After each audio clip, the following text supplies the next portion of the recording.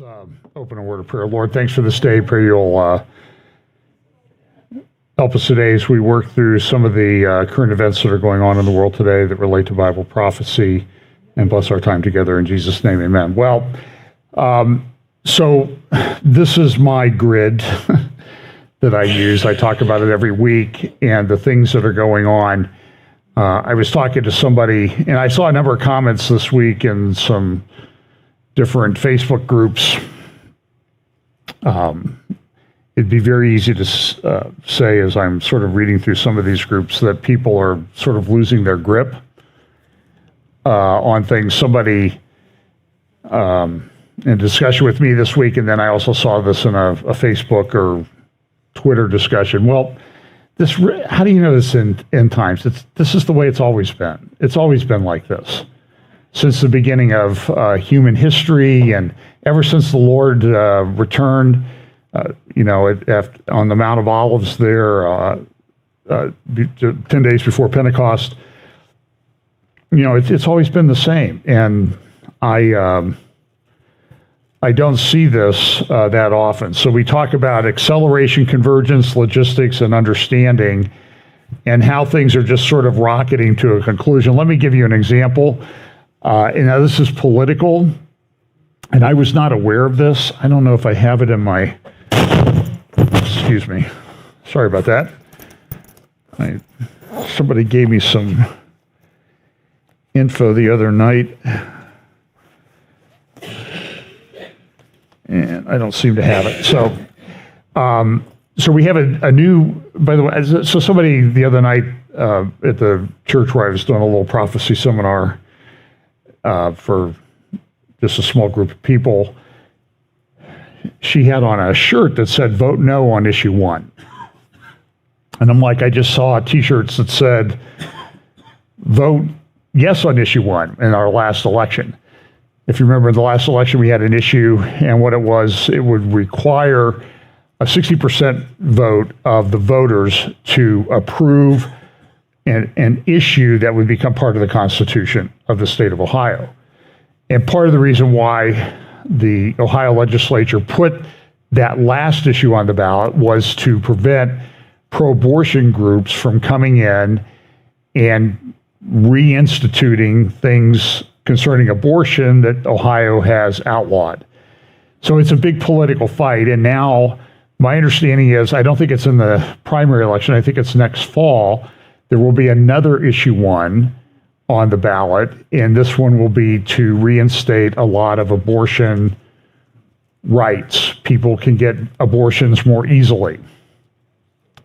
There's also some talk that some of the things that might be coming along with that, it will be follow-on legislation that they've already started drafting, and that will do things, I don't know if it's as extreme as what's happened in California with AB 957, but AB 957 in California, what it does is in divorce domestic situations, if one of the parents has not been affirming of a child's transition to another gender, and this happens a lot, there are, what's that called? Munchausen by proxy or something like that. It's where it's usually women, they cause their children to have a disease or a condition, so they get treatment and attention.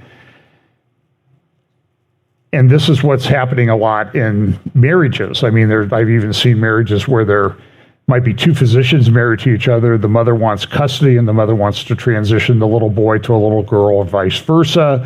The husband objects to this, and now in California, if you're not affirming of this, you will not get custody of your child. That's sort of a presumption against custody. And they're going to expand this. So this is a really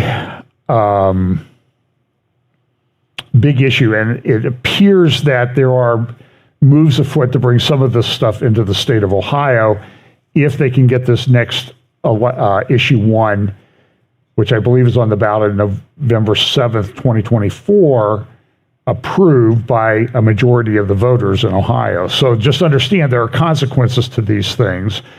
There was a lot of talk when Roe versus Wade was overturned by the Supreme Court and Casey versus Planned Parenthood, that this was a great day for pro-life people, and it was, but it didn't mean it was at an end. It meant that the really hard work started, because now you have to fight it state by state.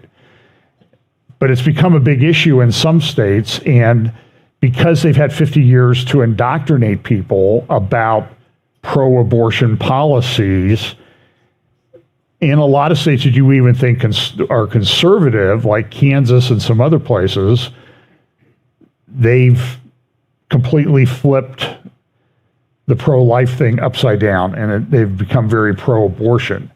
And so that's what one side of the aisle in the parties that govern us, the uniparties that govern us, they want to change things back. And the New York Times reported, and I think it was entirely accurate this week, that there have been more abortions in the year since Roe versus Wade got overturned than there were in the prior year. And part of that is because they've made because of the Biden administration, they've made it very easy to get the day after pills, the pills that cause an abortion, easy to get by mail, even in states that might have laws restricting it. So this is a big fight. It's a big issue. And again, one of these things we also talk about is the understanding that people will have as we get closer to the end. And I don't think this is limited to people like, I know some people say, well, this is the 144,000 in that last week of human history that will have understanding, or the two witnesses will have understanding. I think this is common folk that are around will have understanding. They'll be going back and forth through the book. And like Daniel says, and I heard but I understood not, said I, oh my Lord, what shall be the end of these things? And he said, go thy way, Daniel, for the words are closed up and sealed till the time of the end. Many shall be purified and made white and tried, but the wicked shall do wickedly, and none of the wicked shall understand, but the wise shall understand. But I think it's been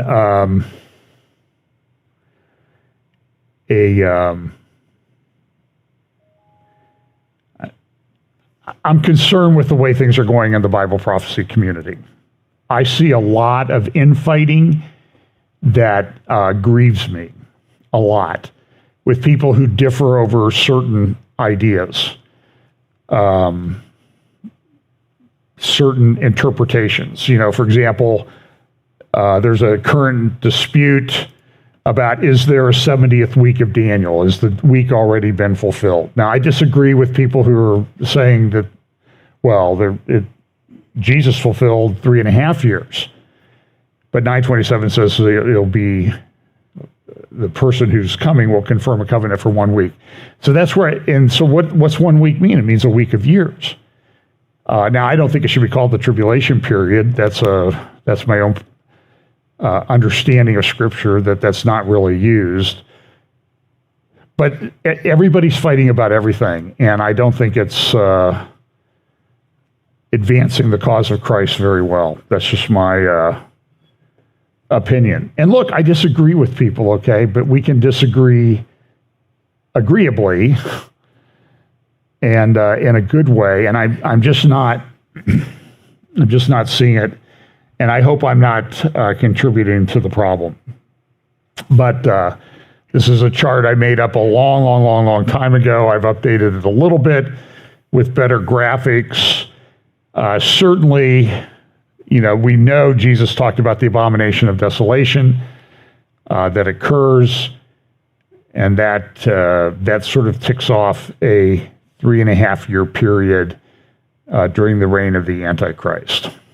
And I see a lot of different ideas floating around about exactly when Jesus returns or how he returns. I think if we're all here, like if I'm not dead and I'm still here, then in this last period of time. But I'm just seeing a lot of what I view as rather inappropriate conduct. So lighten up, folks. We're all in this together.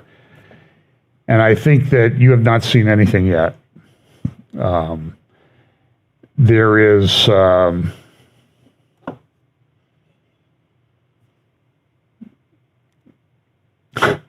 for example, Wendy's and McDonald's are going to have hamburgers on sale this week.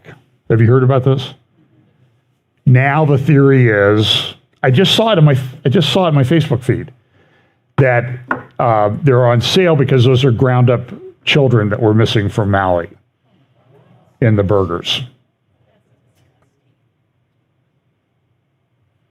I also heard from one view this week that the Maui fire was an operation to rescue kids that were being trafficked.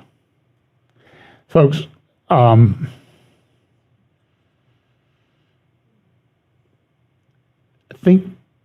think if you're getting into that kind of thing, you really kind of need to focus on the gospel of Jesus Christ. Just my opinion. And every anniversary of 9/11, every different conspiracy theory in the world comes out, and you're entitled to all your views and that type of thing. Okay, don't think you should divide over it, but this year seemed to be worse than ever with that. So I just would encourage everybody to lighten up a bit with people that you disagree with, that are brothers and sisters in the Lord. So we're ending this period of time. For example, we have the red horse of war, green horse of famine. We have the pale horse of pestilence. And I personally don't think the horses are riding yet, but I don't know for sure. I mean, we are entering a period of time where food's getting expensive. Have you noticed? I think Glenn Beck went out and took, I don't know what he took, $30 or $40, and he went to the store and he showed what he could buy last year for $40 and what he can buy this year for $40, or whatever the number was. And it was half. Like a couple gallons of milk, some bread, some meat, and that type of thing. With the war continuing in Ukraine, and the impact on distribution of grain, I think this is going to be a very difficult year, because a lot of countries are, I know Poland has said, we're not allowing the Ukrainian grain to come into our country because it affects our farmers. India has shut down rice exports, and they're one of the biggest rice exporting countries in the world. And a lot of countries get 40, 50, 60, 70% of their food from countries where there are disruptions. The Panama Canal is reduced to about half traffic and slower traffic right now because they've had a drought down there, and there's a major lake system that's part of the Panama Canal. And the lake is low, so they can't get big ships through. They have to come through. If they do, they're slower and they have lighter loads. Well, that impacts shipping, because the alternative is to go around South America or Africa, which is a bit out of the way. And it's not necessarily a safe passage. So all of these things are having a major impact on everything. The Saudis and the Russians have reduced the amount of oil, which is increasing the cost of gasoline. So we had a Sheetz open this week over on Route 23 near where we have church. I always am grateful when a Sheetz opens, because at least in that particular area, the gas price goes down 50, 60 cents a gallon. But we're living in a crazy time of human history. I mean, I don't even have slides for a lot of this stuff. By the way, I did a number of interviews this week.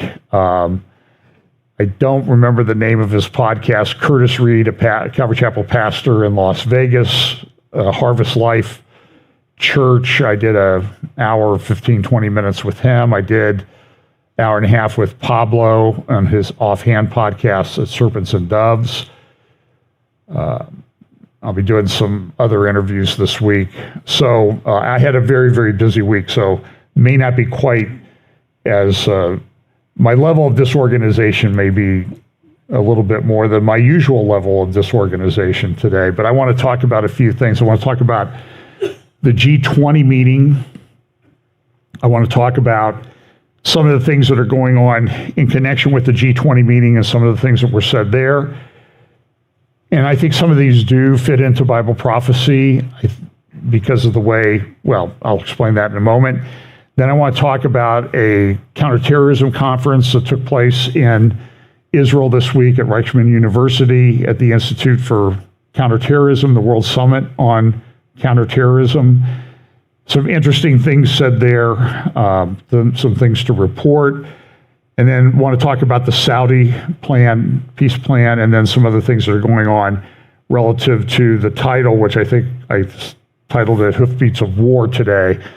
Because everywhere you look, I think everything is on a real trigger edge. So anyway, let's look at the G20. Now, this took place in India. These are the 20 major economies of the world.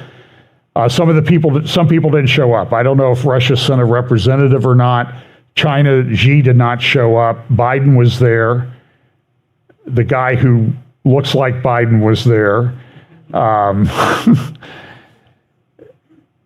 And so, but look at I want you to pick up the images and the phrasing that's used in these things, because we know there's a global government come. We can read about that in Daniel chapter 7 and 8, and also in Revelation 13.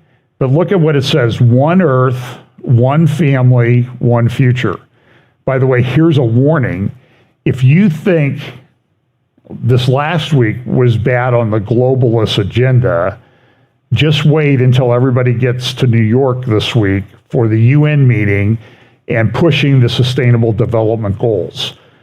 That's going to happen. But again, the whole theme of all of these conferences, all of these meetings seems to be the same. They want to push climate change, net zero, sustainable development. They're all really tied together in pushing this agenda. So here is the one at G20: one earth, one family, one future.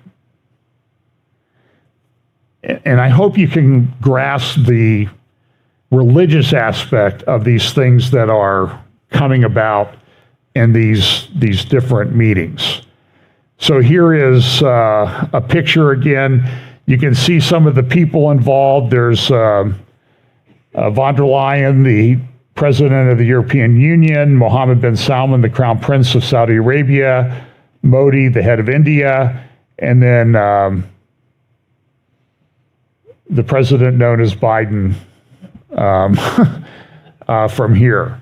And they talked about a lot of things. Here's a little clip of a, let me make sure I have the speech.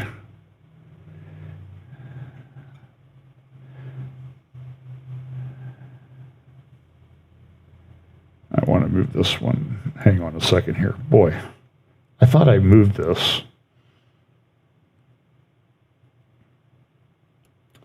Well, here's Ursula von der Leyen's opening comments. Here's another picture of, this is sort of one of the graphics that they used for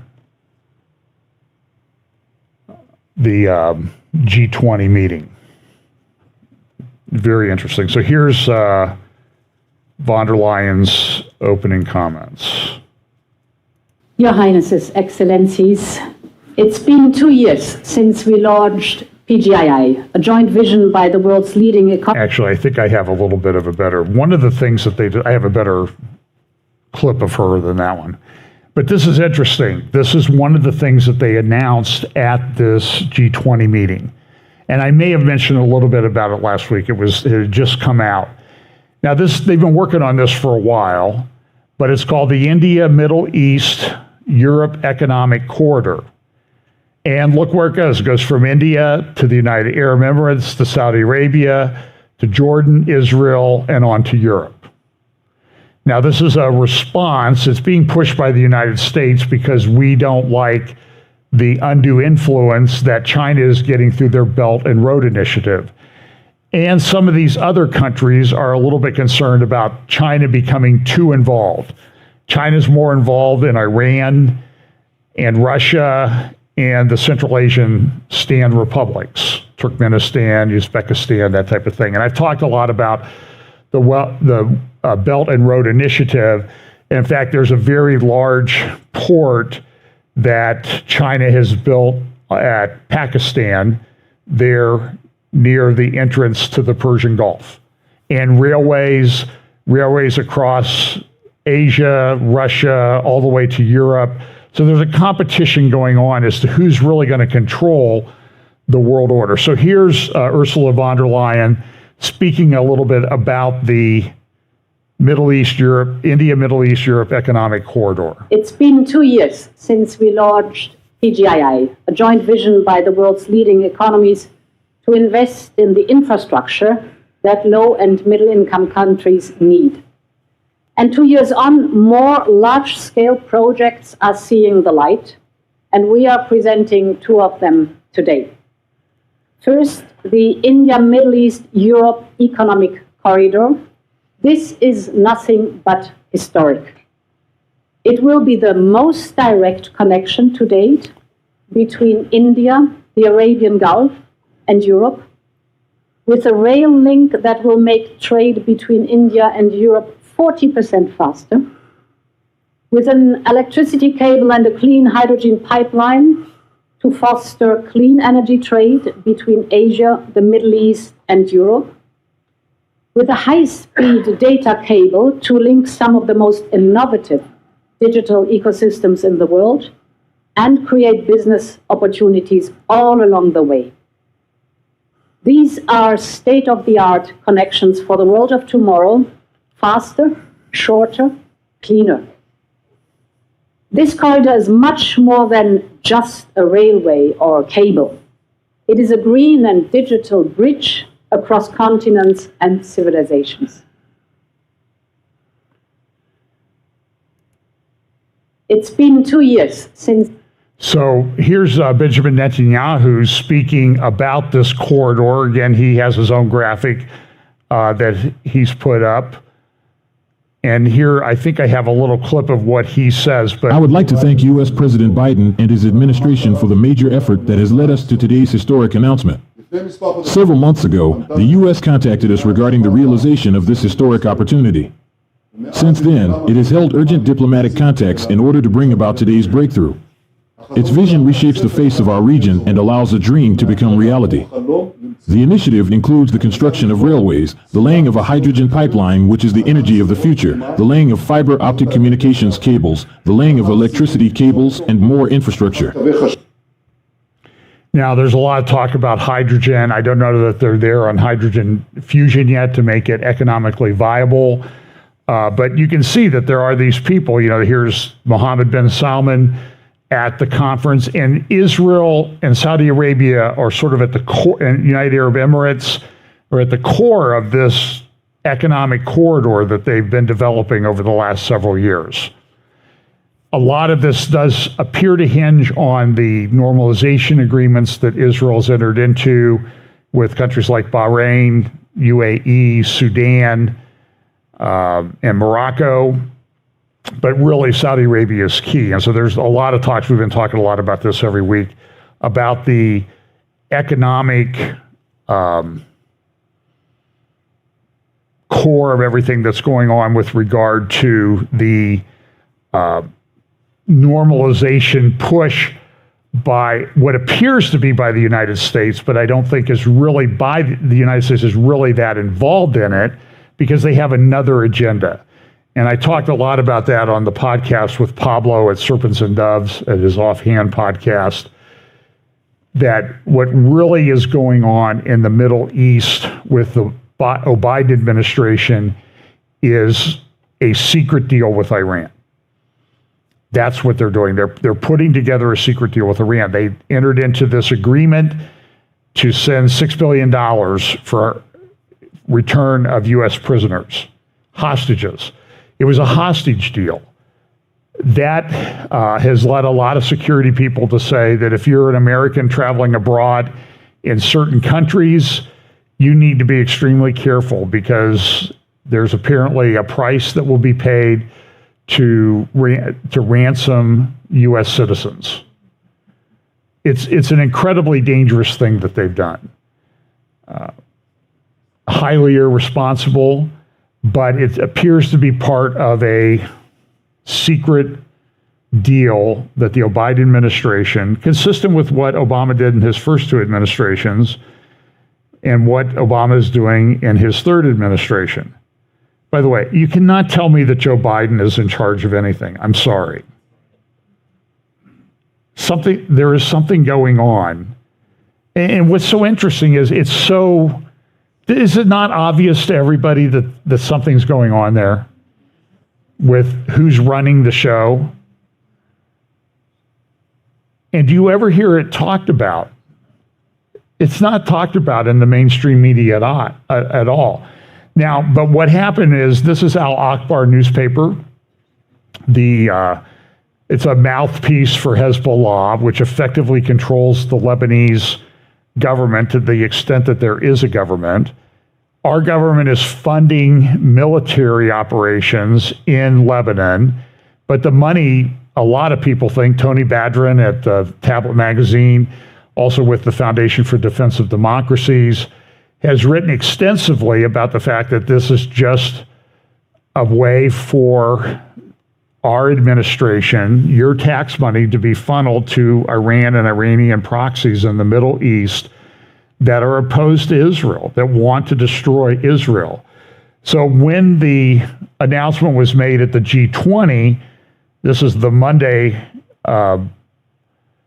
publication, Monday or Tuesday publication of Al Akbar. And what the headline there says in the middle, Saudi Arabia to Israel, yes to economic normalization. So what the enemies of Israel and Saudi Arabia picked up on was this corridor was, whether there's a formal agreement or anything on normalization, there's not yet, but this was certainly way down the path. Here's what the article says. Israel is at the heart of an unprecedented international project that will link infrastructure between Asia and Europe and will change the features of the Middle East. This is how Israeli Prime Minister Benjamin Netanyahu commented on the announcement by his American counterpart, Joe Biden, and his allies at the G20 summit. And you see, by the way, you need to understand this is propaganda by Hezbollah. I don't think there's a good relationship between Biden and Netanyahu. In fact, Biden, or whoever's running the show, if they could get rid of Netanyahu, they would.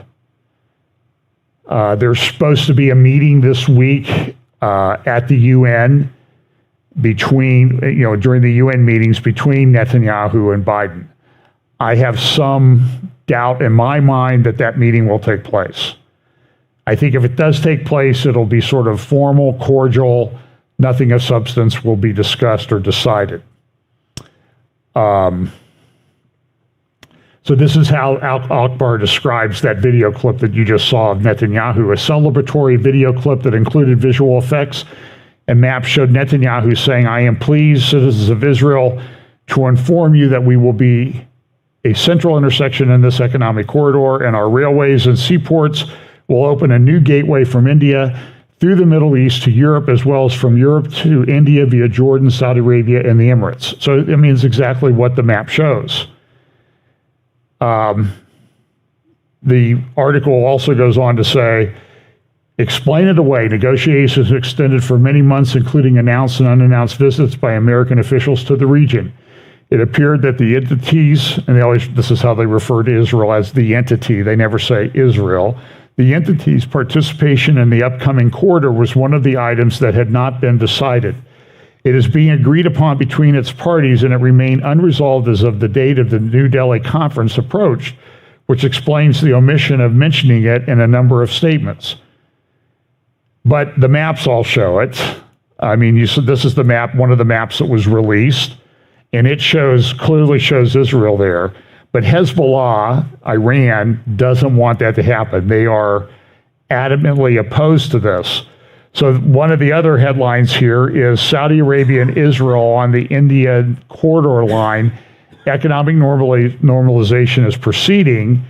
And down here, the article about Netanyahu, a road littered with mines.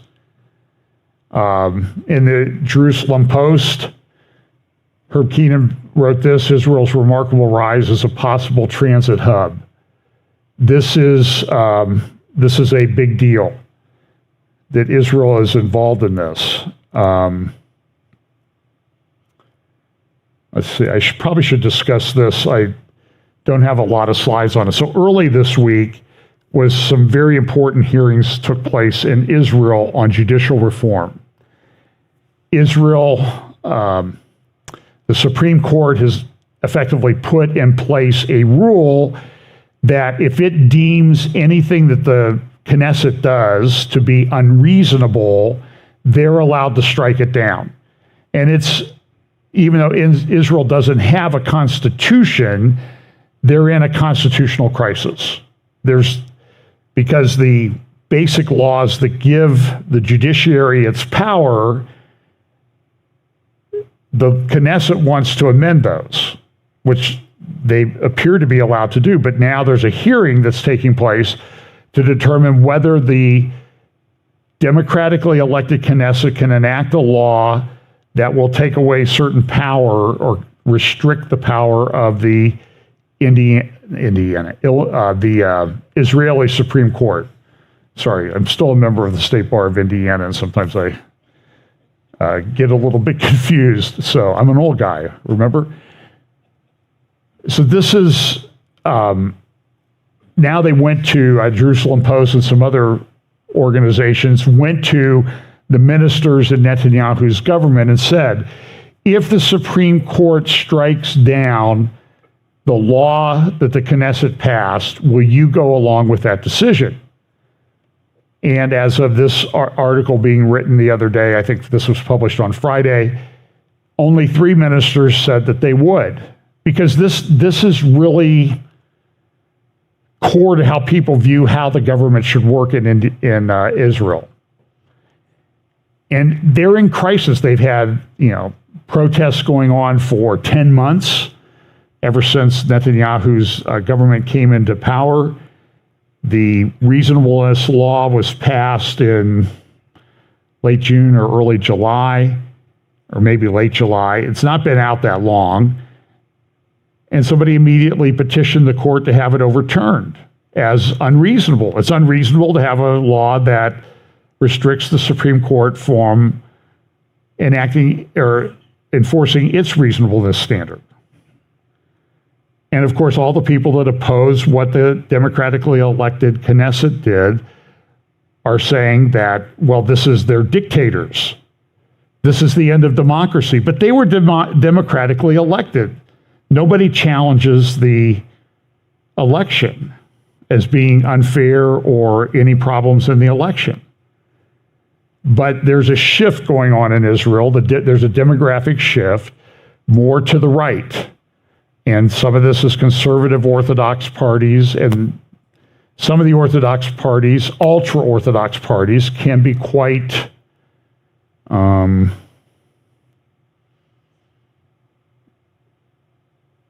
they are very good at getting their way.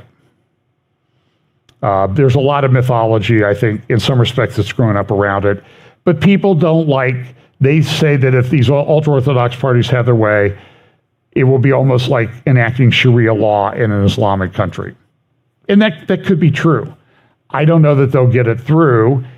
And so some people, even that would lean conservative, would say the only way to protect us against that overreach is to have a Supreme Court that can just sort of willy-nilly strike down any law that it deems unreasonable. So now we have a constitutional crisis in a country that doesn't have a constitution. Again, here's this other article too. Netanyahu announces U.S. trip, but still no word on Biden meeting. So Netanyahu is coming to the U.S. after the holidays are over. I think he leaves on Monday, and he'll be going to San Francisco to meet with Elon Musk because he wants Musk to invest in Israel. And Israel is a big tech hub. Musk has a fair amount of money, even with the rather, at least so far, disastrous investment into Twitter, now known as X. Seems to be not the best brand name decision, but Musk is a technocrat.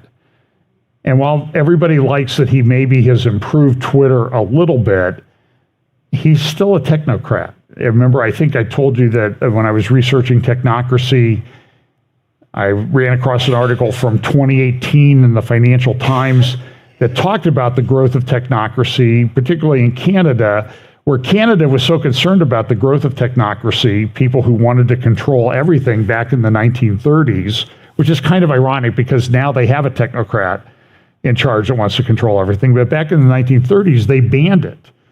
And the leader of the technocratic movement in Canada was a guy named Handelman. Handelman got upset or concerned for his own personal freedom, so he left. And he went to South Africa, and now his grandson is one of the leading technocrats in the world, Elon Musk. So that digital apple didn't fall very far from the tree, I guess you would say, or something like that. So virtual apple. But these technocrats, they want to control everything. So you see the one earth, one future, one family description at the European State of the... So von der Leyen went to the G20, then she went to Brussels and gave the European State of the Union talk, or speech, and here's what she said in that. And I'm going to show you what she said was she talked about, in a separate statement issued this week, about the future. But here's what she said at the EU State of the Union about digital platforms. Now, when it comes to making business and life easier, we have seen how important digital technology is. It is telling that we have far overshot the 20% investment target in digital projects in Next Generation EU.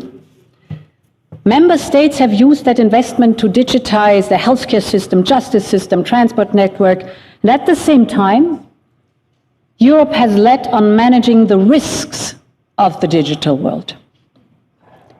The internet was born as an instrument for sharing knowledge, opening minds, and connecting people. It still is. But it has also given rise to serious challenges: disinformation, spread of harmful content, risk to the privacy of our data.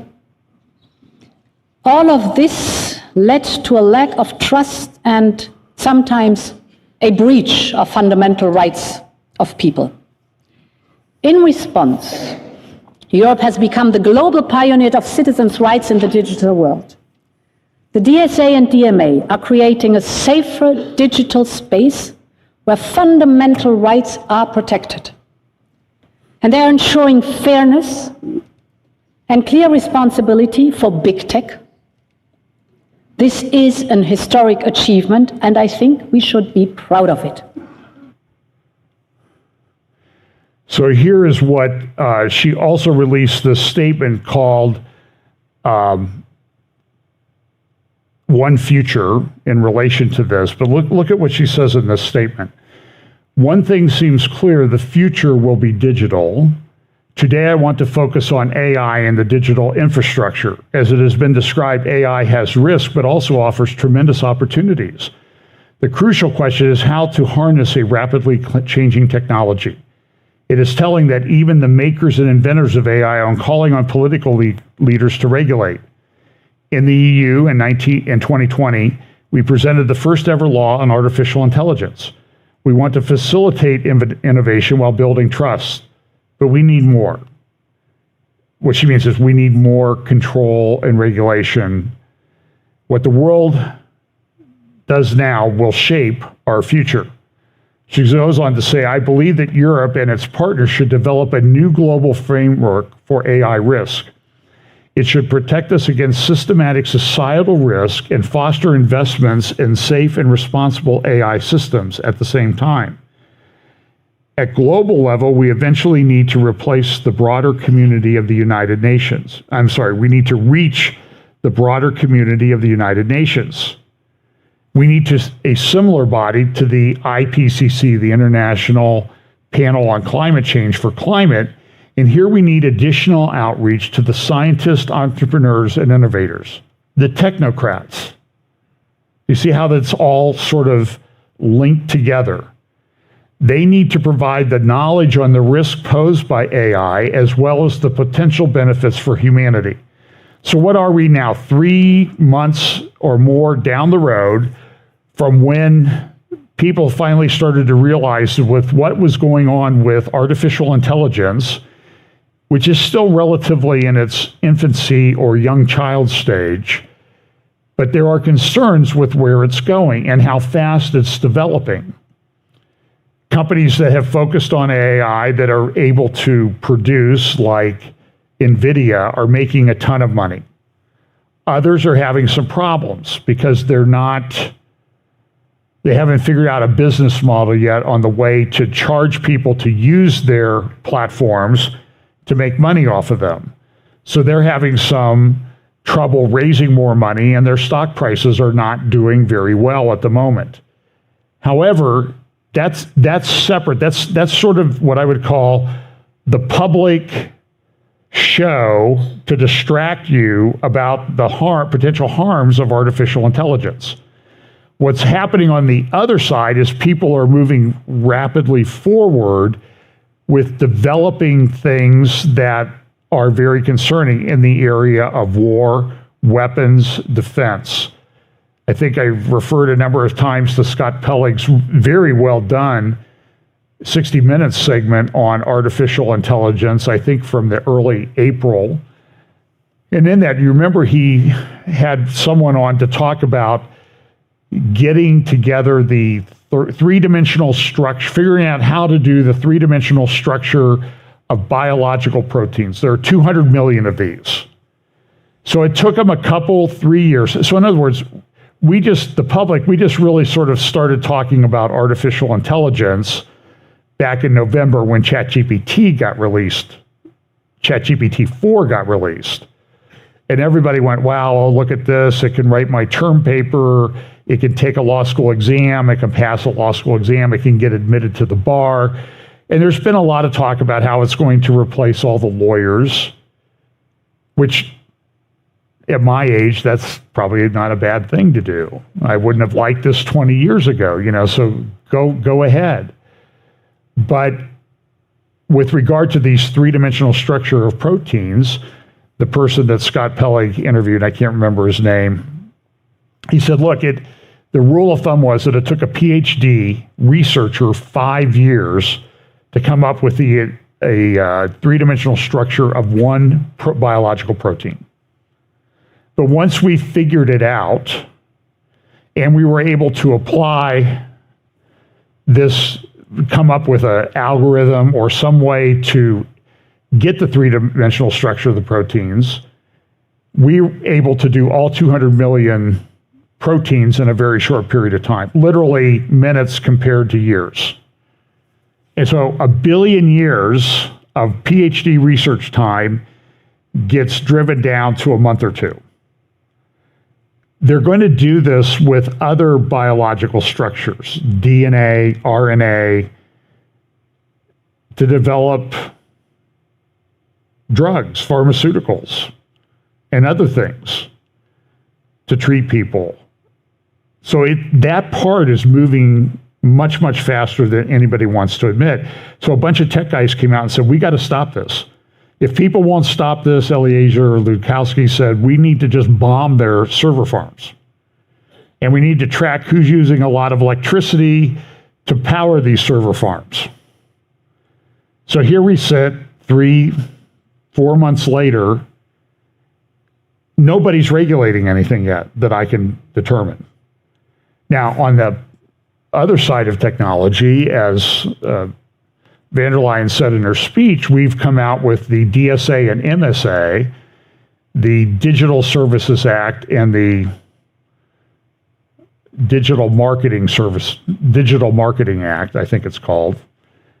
And so what that's going to do is that's going to put in a lot of regulations on the internet, because she mentioned we're concerned about disinformation and misinformation out there. In other words, translate that, stuff that we technocrats don't agree with. So everybody who has the audacity now to speak about health issues, if I understand the new rules for one of our video platforms, you cannot say anything that disagrees with the World Health Organization. And if you do, I had a couple friends this week, Alex Newman said 7 of his videos just got taken down. I have no idea why. They were just removed from YouTube. So it may be that they're going back and removing some of our videos from YouTube too. I don't know. We don't get any notice of it. And if you do figure it out, they don't tell you why. So much for due process and being able to figure out what it is that you're doing. So the technocrats are in charge, and what's going to happen with the Digital Services Act and the regulations that grew up around that, and that's really targeting the 20 or so biggest tech companies. If they violate it, like if they don't take content down quickly as the technocrats in Europe want, they will be fined 6% of their worldwide revenue.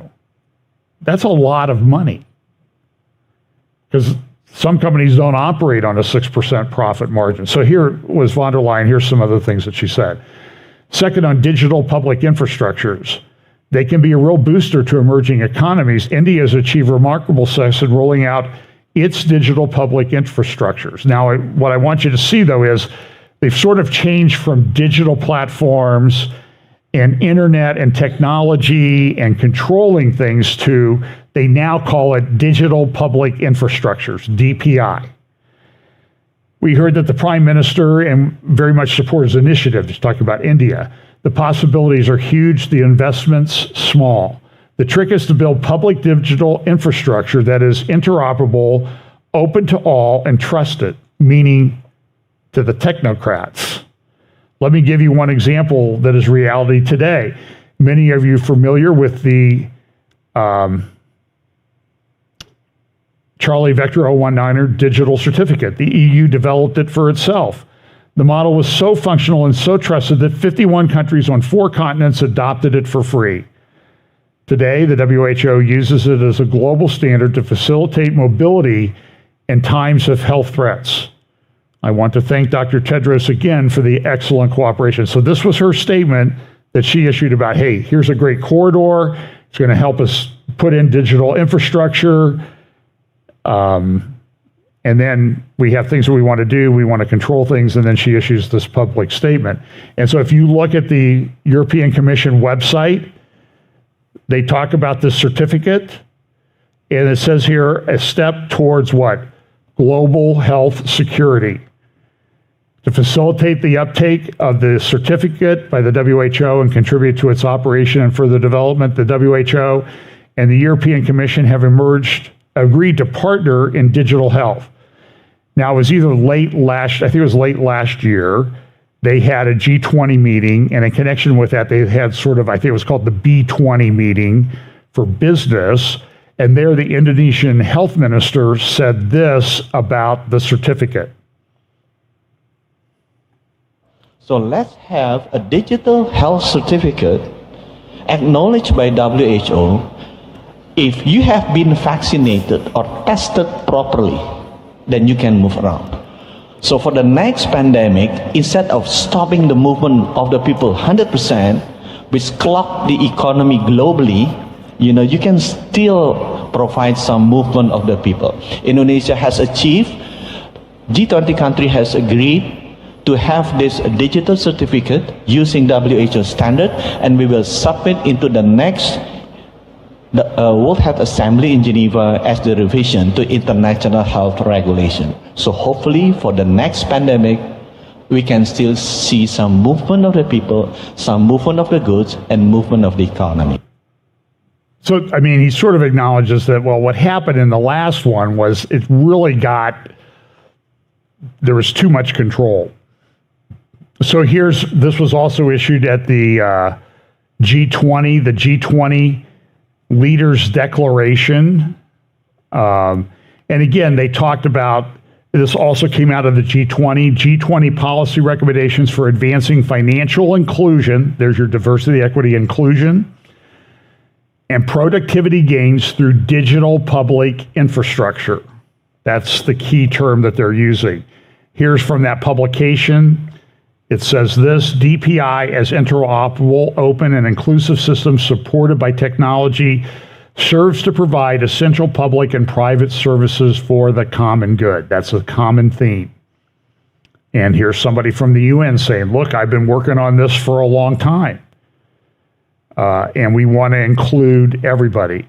This is also coming out. This is reported in a number of defense-related situations. US SOCOM to use AI to detect disinformation threats on social media. And you're going to see this. I just don't post that much on social media anymore. I have friends all the time. I'm banned for 6 months from having my posts seen on Facebook, or I'm just banned from posting on Facebook. And things get taken down, and people don't know why, but this is what's going. So this was at the defensepost.com on using AI to detect disinformation. And there's a company software program. One of the ones they're using is called Argus, ARGUS. You can look it up. And this is from a couple weeks ago. So this is what's happening. So let's look at the Middle East. So I'm going to focus a little bit. Here's a headline from the Jerusalem Post about the Mossad chief Barnea hints at thwarted Russian arms deal. This was a speech that was given at the International Institute for Counterterrorism at Reichman University in Israel. And securing tomorrow, enhancing CT efforts, counterterrorism efforts in a changing world. And I'm going to look at a number of the speeches that happen here. Here is Barnea speaking. He's the head of the Mossad. The Mossad and other intelligence bodies have thwarted 27 Iranian terrorist plots against Israelis on almost every continent so far this year. Mossad Director David Barnea said Sunday he and his allies have had a hand in blocking Russian-Iranian arms deals, which could have led to Iran getting more advanced weapons, Barnea hinted during a speech at Reichman University's International Counterterrorism Conference. The first factor feeding Iran's overinflated ego is the assistance that has been given Russia through the sale of UAVs.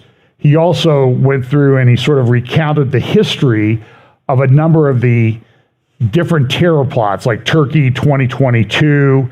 They were paying people, they were filming Israeli citizens in hotels because they were plotting to kill them. That was done. There was in Georgia, a squad of assassins were sent by the Iranian Revolutionary Guard, were arrested in Georgia after trying to murder an Israeli citizen. They also had other potential attacks that took place. I think there was one in Cyprus, and there was also in Greece earlier this year. And so Iran's been at this for a long time, and they issued warnings to Israeli citizens to maybe ought to be careful about going out. So he revealed, as I said, some of these Iranian plots that were being done. I think I have a little bit of a translation of his audio because he spoke in Hebrew. You can get it on YouTube.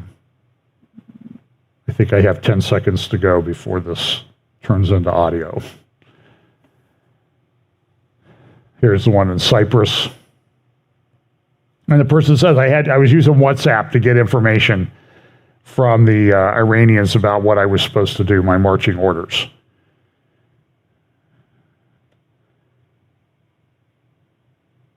So they're using social media. למשטר האיראני The Iranian regime has no longer room for denial, nor does it have impunity. Our message is direct, clear, and determined. Those who Saab decided to dispatch the terror teams, rest assured, we will get to you, and justice will be done for all to see. שנגיע אליכם. This has been proven in the past, and we have no other choice. In the future, we will ramp it up to the next level. אין לנו ברירה. This is state-sponsored terror. אנחנו נעלה Let me be clear. We are talking about a political directive handed down by the supreme leader. של המנהיג. The funding comes from the state coffers, and planning and execution are done by national security and intelligence bodies. של גופי הביטחון והמודיעין. So he also said Israel is ready to extract a price from the highest officials in the heart of Iran, if necessary, to defend Israel from Iran's attacks and threats. Proxies are Iran's way to hide its terrorist face, but Tehran is behind practically everything: terrorist acts, logistics, money, and support, all under orders from their very top, he said. The world needs to understand the danger of a terrorist state that also becomes a nuclear state, Barnia said, adding that Iran will never get a nuclear weapon. Next month, the UN weapons embargo expires from the 2015 JCPOA, something Iran will use to gain cheaper access to weapons. Listen, Trump took out the JCPOA, the agreement that that Obama had entered into with Iran. It should have been a treaty. It was never a treaty. Obama said, oh, it's just an executive agreement. It was a treaty. He lied. He lied about everything. He's a propagandist, and he lied about that. And so now that JCPOA, though, had provisions in it that Iran could not do certain things until 2024.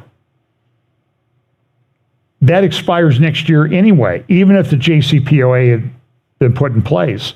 And so what the current Biden regime is doing is they're trying to put in another agreement, a secret agreement. In fact, if you want to read this article, I talked about it with Pablo, I think I mentioned it last Sunday. Biden backdoors Israel in the United Nations is a tablet magazine by Tony Badran, B-A-D-R-A-N, September 6, 2023. Biden backdoors Israel in the UN, rescinding Trump's recognition of sovereignty over the Golan. So what Tony Badran focused on was one little slice of changing language in one of the UN publications. And this is done while Gallant, the Israeli defense minister, is at the UN. This is done while we have people at the UN, and they changed the language about this area around Tel Dan, Sheba Farms, which used to be part of Syria. It's a disputed area. Israel took it back in the Six-Day War, and it's where there's villages called Gajar, Ghajar. And if you're at Tel Dan, in the area where the golden calf was erected by King Jeroboam, you can see the exact place where this took place. You look up the hill a mile or two away, and there's Gajar. Now, it's open to Israeli citizens. It was for a while in Israel. Then the UN said, well, it needs to be half in Israel and half in Lebanon. But in the resolution dealing with this particular area, they called this the occupied area, which means Israel, when they say occupied, it means Israel has no right to be in that particular area.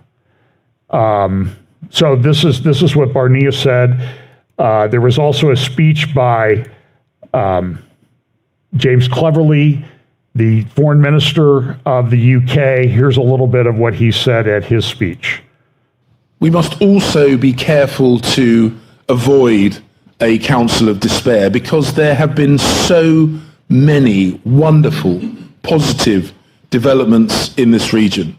Because last year, for example, in the Negev summit, building on the 2020 Abraham Accords, we saw light, we saw positivity. And just this weekend, Israeli officials took their place at a UN meeting hosted in Saudi Arabia, alongside other delegations from around the world. I hope, we all hope, that the next steps in Israel's in the normalizing of Israel's relationships with its neighbors will carry us even further forward and even further along the path to sustainable, long-term peace Everybody in this uses region. the term sustainable. He goes on to say, what we need is a two-state solution. Now, when he says two-state solution, just to clarify what he means, is he doesn't mean what the original two-state solution was, which was Israel and Jordan. And that was agreed to by the international community at San Remo, Italy in 1920. But then when the UN got involved in the 40s, they said, no, it's 3 states. It's Transjordan and Israel and this Palestinian state that's now called the West Bank. So that's 3 states, and they might want 4 states because they might want Gaza, West Bank, Jordan, and Israel. So this nonsense about a two-state solution is just gobbledygook. So here is the head of the, you'll see his title, the National Security Advisor to the Prime Minister and head of the National Security Council of Israel. And when he spoke, he said that he had a long discussion with the Palestinians about the Saudi issue. Quote, we asked them not to let this opportunity slip away and to be partners in the conversation, contribute to its success, and also benefit from it.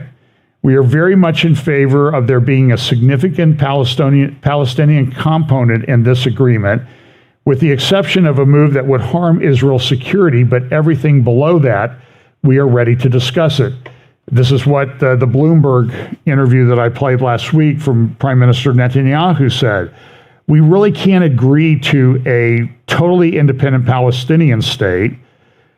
There's weapons being smuggled in. They're being smuggled in by Iranian proxies into the Judea and Samaria, what's also called the West Bank, and it's causing a problem.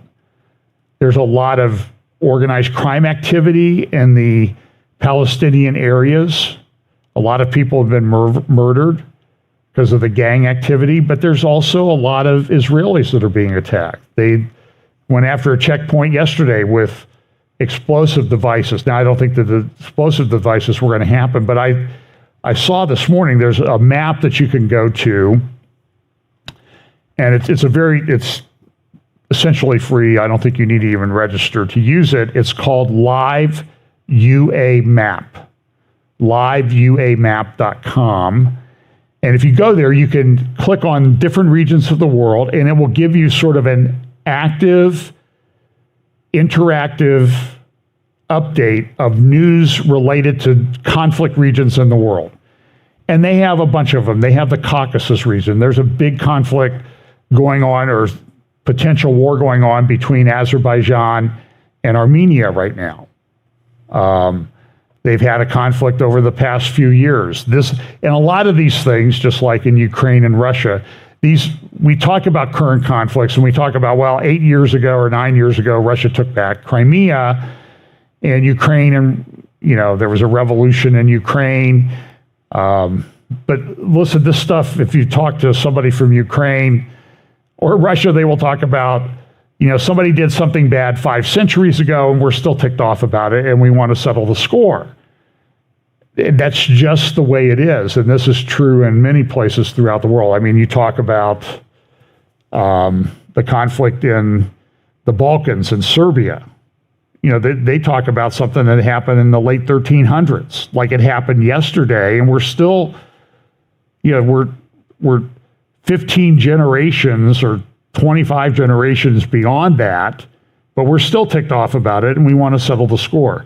So this is true throughout the Middle East. So the head of the National Security Council there in Israel, he talked about the fact that, the Palestinian issue is a big deal, and we need to solve that. They also had a counterterrorism expert and academic who came in and looked at some of the things that they did, like a survey of people who are involved in counterterrorism, and look at the terminology they're using is the same terminology that our government is using against people that don't agree with the government. Extremism related to climate change, controversies and conflicts.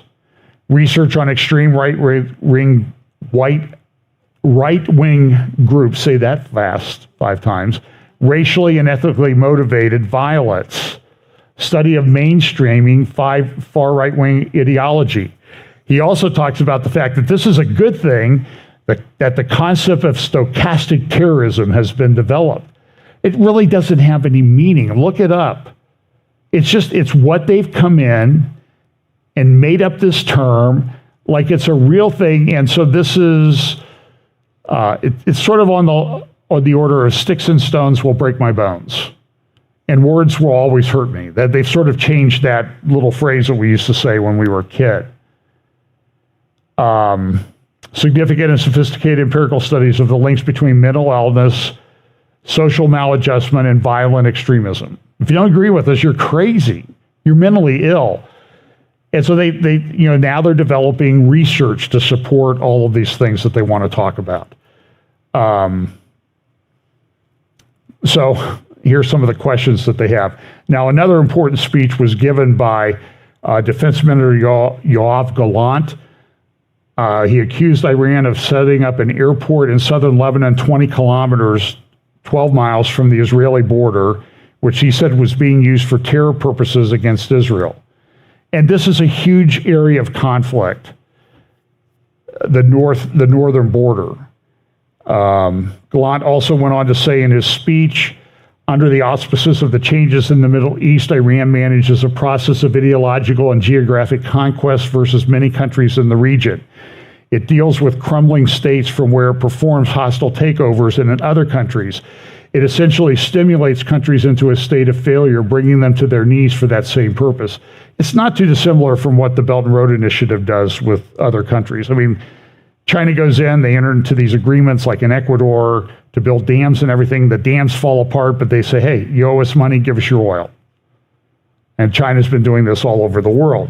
So here's a graphic that he used in his speech of this airport that's been built 12 miles from the Israeli border in southern Lebanon, and from which you see it's got an airstrip, it's got a helipad, and they think that this is going to be used to launch drones. Remember, it was maybe 3 years ago, maybe longer, that Iran forced, they hacked into a very sophisticated U.S. drone and caused it to land. It landed in Iran, they came and they reversed engineered it. And so when you see some of these pictures and videos of Iranian drones that they're developing, some of them have basis in U.S. technology that the Iranians stole when they forced this drone to land. So,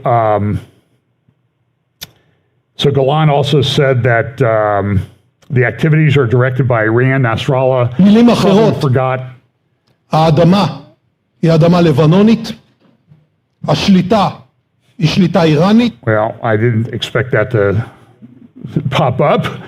I thought I had a translation there. Hezbollah aspires to illustrate itself as the defender of Lebanon. Nevertheless, it essentially holds the state of Lebanon and its citizens hostages. As hostages. As a matter of fact, Hezbollah hopes to advance Iran's Shiite interest in these activities may lead it to a crucial mistake. So one of the solutions that Israel's coming up, though, with is they're trying to normalize things with Saudi Arabia. Saudi Arabia has sort of entered into, they've had a agreement with Iran, but I think it was Gallant at the conference who said, you know, look, their agreement with Iran is not going to last very long because they're eventually going to end up in a conflict. But the Saudis are looking for help. They can't defend themselves. They want to they want to develop a nuclear energy industry.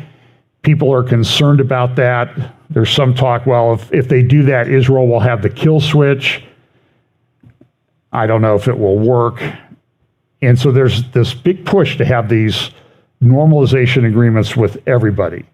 But one of the big things is drones. So Prime Minister Netanyahu went to a Rosh Hashanah toast, and he mentioned a little bit about Saudi Arabia agreement and how important that was. Here's a little bit, this is the lead in to the celebration at Rosh Hashanah.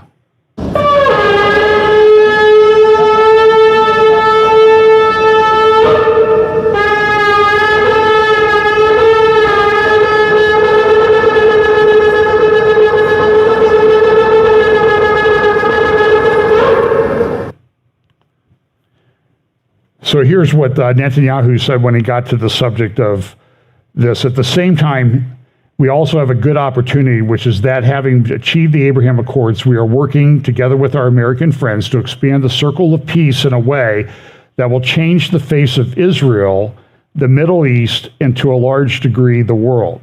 So Netanyahu views this as, I think in the Bloomberg interview, he called it, this is a pivot of history that's taking place in the Middle East, this potential normalization with Saudi Arabia. We intend to have peace with Saudi Arabia, which will pave the way to turning the region into a major corridor of vital infrastructure. Israel is becoming a bridgehead into the world. This is an intense change. Each of you will feel it, Netanyahu said. At the same time, this is going on. We have the G20 meeting. We have Netanyahu talking about this. We also have an Israeli delegation, the first formal Israeli delegation to go to Saudi Arabia to meet with UNESCO, which in and of itself is kind of an amazing thing because UNESCO hates Israel. But, and so what happened this week in the Bible prophecy community, you may not have noticed it, I did. A lot of people, some people have the theory that the Sustainable Development Goals, because they have 7 years to go and 2030, which I've talked about, I think 2030 could be a very significant year in Bible prophecy about the return of the Lord. But I'm not date setting. I think it could be 2030 to 2033. Could actually be 2028 to 2033, because we're not sure about the exact year that Jesus returned. I think 30 AD is probably a pretty good marker. And I think God gave us some time markers to look at. I do think, contrary to what people said to me this week, this is an incredibly significant time in Bible prophecy. This is different. Why? Well, one of the things is Israel is back in the land. And you can read about that in Ezekiel chapter 35, 36, 37. Now, I don't believe Ezekiel 37 dry bones prophecy has been completely fulfilled. I don't believe that Ezekiel 36 has been completely fulfilled. I believe it's in the process of being fulfilled because remember in Ezekiel 36, it says, I'm going to send you out of your land because you've played the harlot with all the people around you. But I'm going to bring you back, not because you've really changed that much, but because my name is at stake, because I promise this. And when I bring you back in unbelief, then I will put a new heart within you, and you will know that I am the Lord. I don't think we're at that stage yet. I think we're in the process of getting there. And all of this is a process that's happening. So everybody's excited, normalization with Israel, but then people say, well, the Sustainable Development Goals, that's the covenant of the many in Daniel 9:27, because they're talking about we need to get this done in 7 years. I don't think it is, because and I heard about 4 different views on what the covenant with death and Sheol that's talked about in Isaiah 28 is this week. In fact, I heard one this morning that I'd never heard before. And the person said it, and the host of the interview, the guy who was doing the interview said, yeah, I agree with that. I'm like, what? So now I got to call people that do conferences with this guy, but I won't talk about who it is. But I was kind of surprised. I wasn't expecting it, but I don't think this is the covenant of the many. I don't. Then somebody said, oh, well, the Saudis announced we're going to have a meeting on the sidelines with the European Union at the UN this week to talk about peace in the Middle East and normalization with Israel, but Israel and the Palestinians aren't invited. So immediately, guys were putting up videos saying, now the Israeli peace thing is part of the Sustainable Development Goals. Now, the Palestinians have wanted that for a long time. I think they published something back in 2018 saying there shouldn't be 17 Sustainable Development Goals, there should be 18. And they published that, but nobody's ever done anything with it. But everybody's saying, oh, now this is all part, this is the covenant, this is, and then the implications are when the rapture happens and all this other stuff. And I was talking to some people that I trust a lot, and I said, I'm concerned when people over-realize their eschatology. And everybody wants to say, this is that which was prophesied. We all want to say that. But I don't think it should be a one-off guy sitting in his studio doing a video on YouTube. I'm concerned about that because what happened with regard to the normalization agreement with Saudi Arabia? Well, we needed to wait like 2 days after all these videos. And these people, I don't want you to think that people put up a video like that and it gets tens of thousands of views, 100,000 views almost immediately. Because it's good news. People want to hear this. It means, we're going to meet the Lord. We want to do that. We all want that. But we have to be careful making these pronouncements. That's my point. And so what happened, this is a report in Israeli paper. Report, Saudi Arabia asked to freeze the normalization talks with Israel. This just came out this morning, just before the Netanyahu-Biden meeting. The Saudi Elaf website reports that a senior official in the Israeli Prime Minister's office said that the U.S. informed Israel of the Saudi decision following the opposition of Israeli government officials to any gesture or measures towards the Palestinians. And that's not true, but that's how it's viewed. I've talked a lot about the Saudi involvement in this, that the Saudis seem to want to take control of the Temple Mount, that there are people that think they're going to divide the Temple Mount. I showed you the picture last week that when the U.S. just talked about moving the embassy to Jerusalem in December 2017, the immediate response of the Erdogan's mouthpiece newspaper was to put up maybe the best map of Ezekiel 38 and 39 that I've ever seen. So if something is done with regard to the Temple Mount, there's going to be a war. But in the process of that, you've got to get a lot of agreements in place before you go that far. So the Saudis are saying, we're going to pause this. And listen, there's a generation shift going on in Saudi Arabia. The king is not in good health. I personally think that when the king dies, Mohammed bin Salman will take the reins and do what he wants to do. And he appears to be kind of done with the Palestinians. I'm tired of them. And the way this works out with this pausing the normalization talks is I don't have to deal with them right now. And mind you, this all comes the week that there's been a remembrance of 30 years ago, September 13th, 1993, White House lawn and the Oslo Accords being enacted when Clinton made Yitzhak Rabin shake the hands of Yasser Arafat. And that has not gone well. I could do hours talking about all the things that have gone on since then. But so the Saudi website, Elaf, this is the headline here, Saudi Arabia stops discussion. American sources, informed American sources said that Saudi Arabia brought the Palestinians into the discussion in an intelligent manner so that it could decide on the form and date of the agreement with the Israelis and demarcate the borders of their independent state without interference from the outside and without Israeli opposition, as they tried to do in the Abraham Accords, which did not succeed in any way in any agreement with them. So everybody was saying, oh, this is it, this is the covenant, this is it. And then the Saudis come out this morning and just kind of blow that all up. And so that's what I'm saying is we have to be careful with these things. Let them marinate for like a couple days to see what happens. Because you may not have noticed that things seem to happen very suddenly in the world today. There are a lot of things going on. By the way, tomorrow night, tomorrow and Tuesday, I think Yishai Fleischer, who I know, is involved in this. Route 60, the Biblical Highway, David Friedman and former Secretary of State, former Ambassador to Israel from the U.S., and former Secretary of State Mike Pompeo are involved in this. I think Yishai is in it too. Highway 60, the Biblical Highway.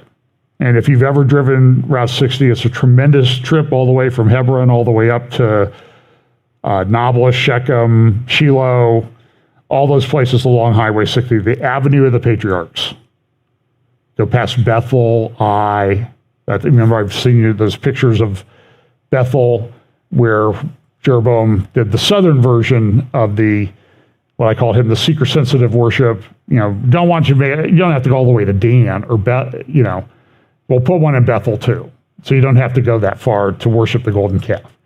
The first seeker-sensitive worship leader, I think, in Judeo-Christian tradition.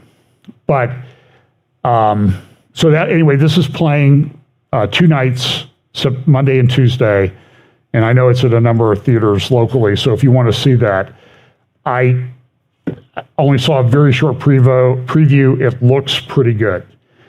I will also, just in the interest of time, I'm going to refer you to Israel Hayom and an excellent article by Jonathan Spire, who talks in his article about the Syria interest for Israel. Jonathan is probably one of the leading wars correspondent experts on Syria in the world. And he talks about what's going to happen in this northern theater when something happens. You can see Beirut there. You can see Haifa there along the coast. And then you also see, you can see Damascus over there up and to the right. And understand, this is not a big area. From Damascus to Beirut is 50 miles as the crow flies. It's not that far. So, Nahariya is just essentially almost right on the border. And there's a lot of dispute going on. I talked about Amos Hochstein and his interference in that. So what Israel did this week was Israel went into Syria and they bombed a number of installations, one around Damascus, one at Homs, and one over at Tartus. This is... And so there's this game that goes on between Israel and Iran, and nobody wants to go all the way to full-out war. This war has been determined or looked at, war gamed on a number of levels. This is JINSA's No Daylight U.S. Strategy if Israel attacks Iran. I don't remember. This was published in July. And it talked about what are we going to do? How's this going to go? We're war gaming a war between Iran and Israel, and they talked about the fact that there has to be no daylight between Israel and the U.S. when this happens, because that would really put Israel at great risk. And it's going to be difficult. Right now, I don't know that our government would do anything. It may be, by the way, that the Saudis decided to put a hold on things because they don't like the way the Biden administration is doing this secret agreement with Iran. And maybe the Saudis are hedging their bet and saying, we'll wait till the November 2024 elections. And things may change in the U.S., and we may have a more favorable government at the time. That would be a reasonable thing. By the way, the Saudis will be holding... pretty soon, I think next month, their Financial Investment Initiative Institute 7th conference. This is where a lot of the diversity, equity, inclusion stuff from. There's the World Government Summit coming up in January in the United Arab Emirates. And all of these things are sort of in the UN meetings, and then they have COP28 later this year in the United Arab Emirates. Again, the big climate change, net zero, all this stuff, sustainable development goals, all of this stuff is working together. Here's what this war game thing says. U.S. policymakers should be guided by the basic principle of demonstrating no daylight between America and Israel, immediate and unwavering U.S. support for Israel on the day of a strike, and strong pressure on Tehran and its proxies, especially Hezbollah, in the days after, holds out the best prospect of mitigating inevitable Iran-led retaliation. Should Washington be perceived as reluctant or half-hearted in support of Israel? Doubts that other U.S. partners have about the dependability of their U.S. security assurances will multiply exponentially. So you can find that online, JINSA. It stands for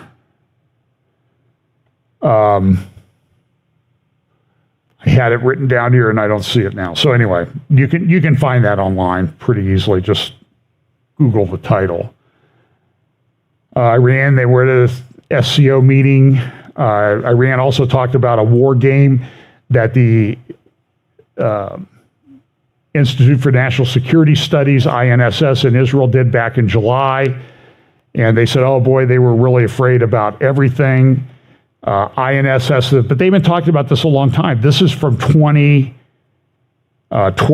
or 2010, a strategic simulation of war between Iran and Israel. People have been talking about this a long time, and the question is whether it's going to come. Iran's got some new air defense mechanisms that they have in place. They claim it's able to hit dozens of targets at once. They're hyping it. There's a good article by my friend Seth Frantzman in the Jerusalem Post on Friday about what Iran is doing. Hypersonic missile development, air defense superiority. And here's the part, this comes from a Haaretz article about this war game back in July. And the Tehran Times review of that. Let me see, we just got a couple more things. So listen, there's been a couple of big natural disasters in the past week. Earthquake in Morocco, thousands dead. Big flood in Libya. In the non-UN portion, there's two governments that are governing India. There's a UN-backed, and then there's the other guy, who, by the way, his name is Khalifa Haftar, and he was very close to Gaddafi. They had a falling out. He fled to the United States, lived in Langley, Virginia, of all places, for about 20 years. Now he's back in power, but this is the city that is in the area that he controls, and the numbers are hard to get. There's at least 11,000 dead, and there might be 10 or 20,000 missing, maybe more, as a couple dams failed and rushed down through the valley in a storm. The storm was named Daniel, by the way. It's kind of interesting. And people were it was sort of like, it sort of sounded like Maui in some respects. Residents of Derna said they were issued confusing, sometimes contradictory orders on whether to evacuate. Many ended up trapped in their apartment buildings as the waters rushed through. And so they've been burying them in mass graves. So there were a couple dams failed, water came down through, destroyed all that area that you see down there. The red buildings are all gone. The blue and yellow are pretty much flooded and destroyed.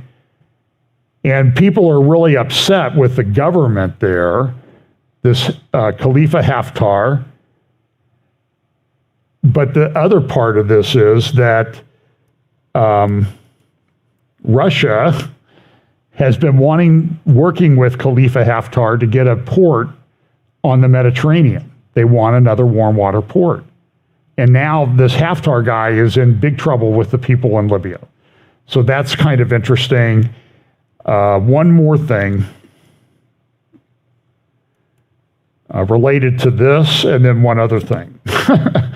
Putin went to meet with Baby Kim this week about weapons.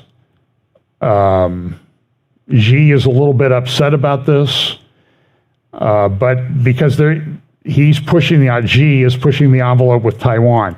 This is a video that comes from the Caspian Report that talks about, Taiwan may be able to respond in a way that would concern China. This is the Three Gorges Dam. It's 300 meters high. It's 2 kilometers, about 1.5 miles long. It's the largest dam project on planet Earth.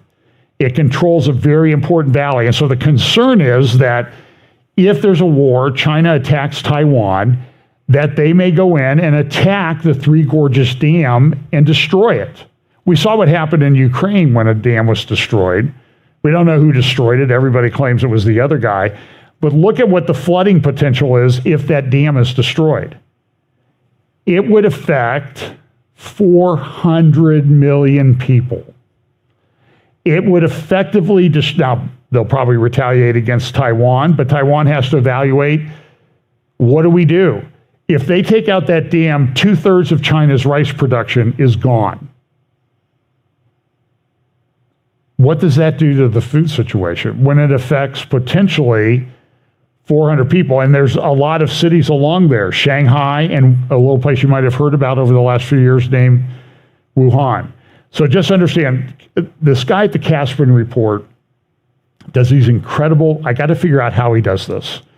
These maps and videos that he does are just fantastic. I think he's from Azerbaijan. He does a great job. If you want to support his channel, support him. And people say, well, he just uses stuff available on the internet. I've not been able to figure it out. I don't have enough time to do that, but I would love to be able to do maps like this. So Caspian Report, check that out. A lot of things going on. There are the hoofbeats of war everywhere you look. There are natural disasters going on. There's peace talked about in the Middle East. There's a huge UN meeting this week, Sustainable Development Goals, digital things, they want to control everything. So pay attention, because this really is a pretty significant time. So let's pray. Lord, thanks so much for giving us the ability to understand some of the things that are going on. We pray that you will keep us strong in the faith, give us the strength of your Holy Spirit to stand up to the things that are going on, to protect our families and to take the appropriate stands. Give us wisdom on how to act, how to prepare for the things that appear to be coming on us very soon, but always give us an opportunity to share the gospel of Jesus Christ with those around it, because we know that that is their only hope. But help us to fellowship with other believers, get involved with other believers, like-minded believers, so that we can stand firm in these days. Bless us this week. In Jesus' name, amen.